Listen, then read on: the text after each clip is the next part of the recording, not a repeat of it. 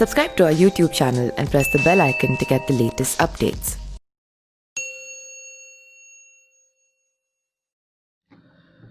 महाराष्ट्र की राजनीति में एक बार फिर हलचल तेज होती दिख रही है। केंद्रीय मंत्री रावसाहेब दानवे पाटिल ने दावा किया है कि राज्य में भारतीय जनता पार्टी की सरकार बन सकती है। अब इस पर पूर्व मुख्यमंत्री देवेंद्र फडणवीस की प्रतिक्रिया आई है। उन्होंने कहा है कि इस बार शपथ ग्रहण समारोह सही समय पर होगा, सुबह के वक्त नहीं होगा। सोमवार को जब देवेंद्र फडणवीस ने मीडिया से बीजेपी की सरकार बनने के दावे पर सवाल किया तो उन्होंने कहा कि जब राज्य में महाराष्ट्र विकास आघाड़ी की सरकार गिर जाएगी उसके बाद सही समय पर शपथ ग्रहण समारोह होगा। इस बार सुबह के वक्त शपथ नहीं ली जाएगी, लेकिन ऐसे वाक्यों को याद नहीं किया जाना चाहिए।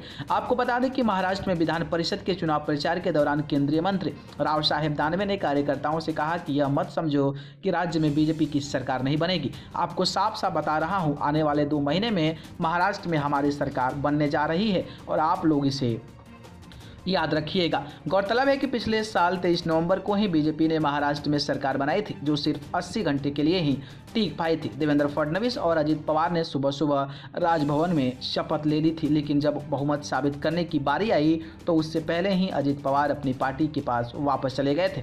ऐसे में बीते दिन शिवसेना की ओर से इस वाकये को लेकर तंज कसा गया और फिर यह विवाद चर्चा में आया।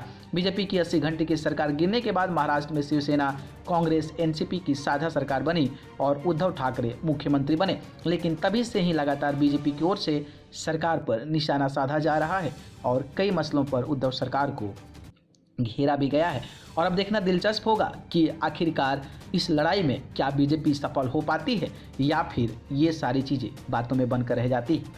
न्यूज़ रूम से न्यूज़ लाइव की रिपोर्ट।